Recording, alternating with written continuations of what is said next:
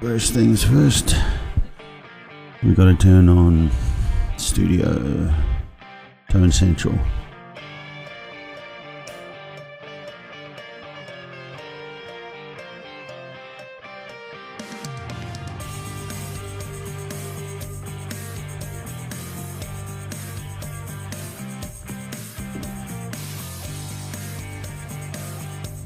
Okay, Tone Central loading.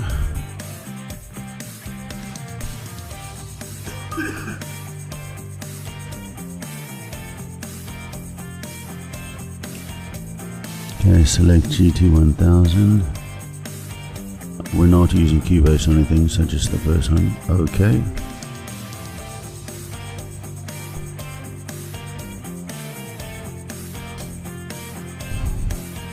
Okay, there we go.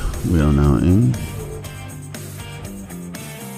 So if I click here, my pedal should change over there. Yep, changed. Changed.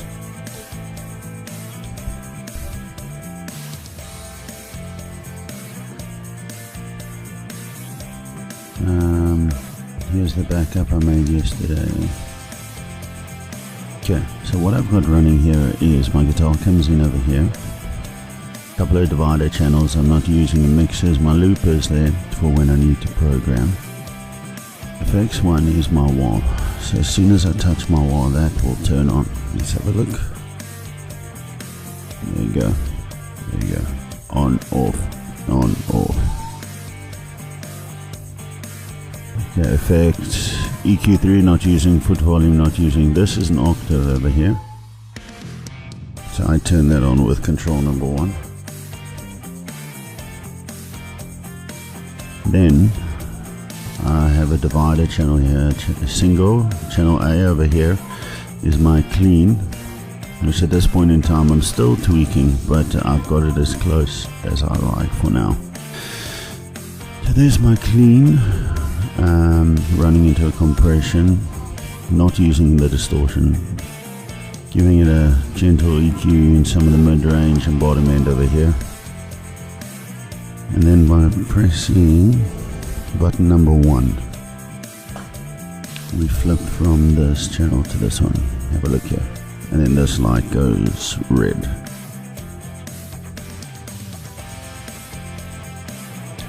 You can see this line over here change. So that's how we create a 2-channel amplifier. And this runs into my noise gate, threshold 60. Amplifier, you can see it's set quite high gain, recti-amp with a bit of an EQ. Mainly there on 60 and 125 to get away a little bit of the honk. Okay, so put it back to normal. Then my second button over here, you'll see it turns yellow. That is a solo boost for both my amps. So if I go into over here, here's solo switch here. On, off. Same button on amp number 2. On, off. And they come together and they run into a master chorus, which is control number 3. You can see over here.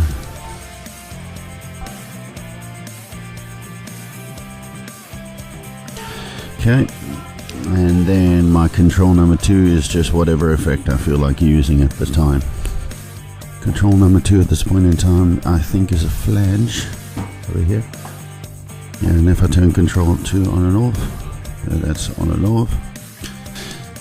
Okay, what else have I got running here?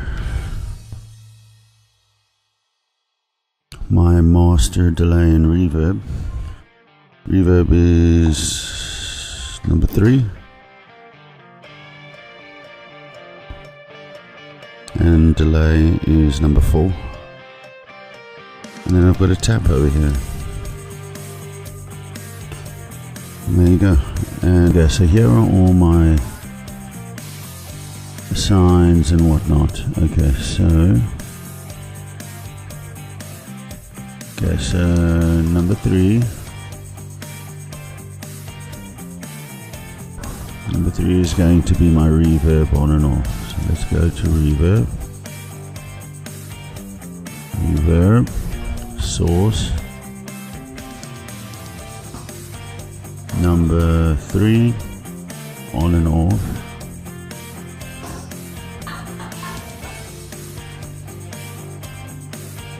actual low, actual high is going to be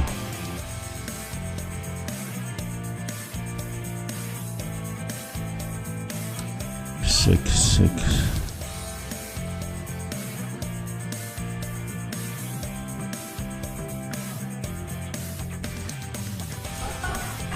Verb on and off. So we go back and have a look over here. Now press this. On. Now do master delay.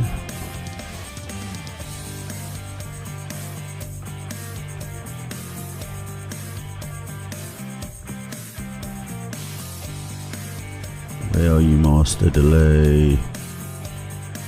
There we go, master delay, source. This is going to be number 4, on off, high note is on is going to be 6.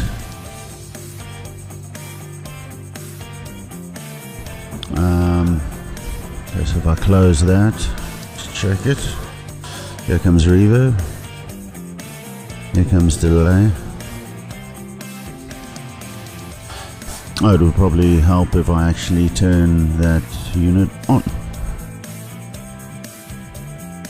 Okay, delay on, reverb. I'm going to touch the pedal. Alright, just a couple of pros and cons that I've found while using Bluetooth or USB with this new unit is obviously the USB is a lot quicker on the go with a laptop and a mouse. There are a few things where I would rather use the pedal itself, such as going in and changing values of my assigns that I've created. But when it comes to finding the actual assign, like should it be FX1 chorus or EQ parameter number something, it's a lot easier on the laptop because you can just scroll through the entire list. Whereas with the pedal, I find I don't know whether I'm headed in the right direction or not to find the selected thing I want to do. Bluetooth can be a bit slow, but please keep in mind that that could be the result of my smartphone, which is a Huawei P Smart, which is not a top of the range phone at all. I just like to show these things as realistically as possible. So if you go back part 4, GT-1000 importing and exporting here on my channel, you'll see how long it takes with a regular everyday phone to import, export your settings. Now that I've got my entire patch set up and ready to go, the only thing that I couldn't seem to figure out is how to get my lights on my pedal to turn off once my wah position rests back at 0. I found that on stage sometimes I'll have my reverb and my delay on, and then I'll touch my wah pedal to bring my lead boost in, and then when I kick back to 0, the lights are still on but the effects are turned off. As I mentioned there in the clip, it could be because I've got customized programmed lights there with different colors and whatnot. So that could be my own stupidity that I've just set it up slightly wrong. But when I find the answer to that, I will update you guys there. What do I like about the setup that I've got now? I feel that I've got complete control of my on-stage amplifier. I'm able to dial in the tone that is workable for me on stage. I'm not a fan of the Fender amplifiers. They can be very harsh. So I've had to dial back a lot of mids, a lot of tops. I'd love to hear this pedal through some proper wedges. I've got some wedges, I've got a wedge running here, but they're Behringer, so I don't trust that to set up my sound on. And then what I can do is through the sub output left and right, I run that to front of house out of the XLR outputs. So no matter what I change level wise, speaker simulation wise out of my main out, I'm not touching the front of house sound that I set up in chapter 1, because I'm quite happy with that sound. It's nice. So I can really get comfortable on stage. I can make sure that my sound out front is fine. I can even balance, because you've got a bit of play on your master outputs. So you do what I find, what I think makes this pedal really special is you take a bit more control in making yourself comfortable on stage, getting the correct speaker feels that you're looking for, and allowing the engineer to do his job without getting in the way. Because for example, if I had to start my show today and I found my wedge isn't running hot enough, I could turn up the master on my main output and it wouldn't change anything going to him at all. And I quite like that. I don't want to be that meddling, interfering guitarist, but I do like the opportunity to really dial in what makes me comfortable. Loading impulse responses to the Boss GT-1000 is as simple as just downloading the driver, link will be in the description of this video, installing the impulse response loader. Once the impulse response loader has been installed, make USB connection to the GT-1000. Make sure you connect it to the internet should Windows have to download any drivers to link the device to your computer or laptop or workstation. Once connection is made, start up the impulse or IR loader. Now what you're going to see is a window there with MIDI in and MIDI out. Make sure that those are both set to GT-1000. Once that is done, click connect. Once you're loaded, it's going to give you the option of your 4 loadable impulse responses. So spend some time with this and find your 4 favorite, load them up, and then you're good to go. But as I'm talking now, you can see I've clicked load, it's busy importing, and once that has completed, you can dial in that impulse response immediately and give it a little test drive. Alright guys, well there's a quick update from me. Thoroughly enjoying this. I'm loving the reverbs, I'm using the shimmer effect, the delays are beautiful. I just find my overall mix is my overall tone is just getting easier and easier for me to dial in. If you go back to my video Boss chapter 2 where I show you how to dial in a tone, you'll see how I have to go through various EQs and filter out the ugly fizziness that Boss used to have in their tone, whereas now I'm not doing that at all. I'm maybe just being a bit pedantic and going, oh well, maybe there's a little bit too much mud in this sound, or maybe I want to bring out the creaminess. I'm finding I'm just detracting a little bit from the lower mids now, and my tone I'm happy with. It's getting easier to dial it in. It's becoming more realistic. People are commenting on the fact that they've never heard my guitar sound so good before. It's really a fantastic piece of kit, and as I go through this journey, please feel free to post some comments and questions below, because the main question that seems to pop up all the time is how do they justify that price bump? And to be completely honest with you, it makes complete sense, because this is not an amp replacement or even a preamp or anything like that. It is a complete out-the-box professional touring musician solution, where anything from right in the beginning, from your noise gate to your preamp on your amp, to selecting the right speaker cabs, to EQing that, to getting your solo levels right, to getting a wah, to pre and post fader effects. The reverbs are great, the modulations are great. I haven't tried the harmonizer yet because I just don't have a need for it right now.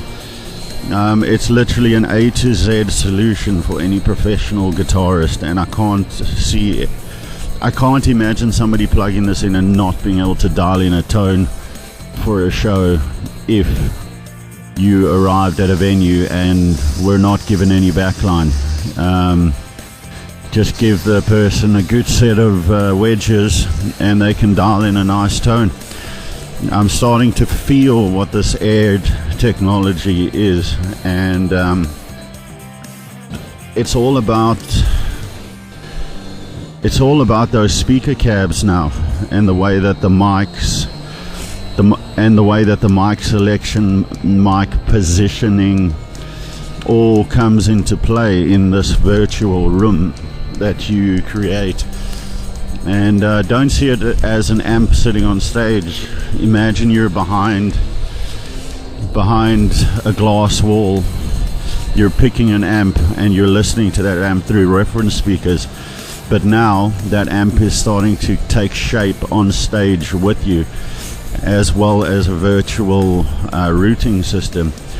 So you now take control of what your amp is, what gets sent out front, what gets sent to your wedge, and it's the ultimate in comfortability on stage. So that's my thoughts for now, guys. As always, thanks for tuning in.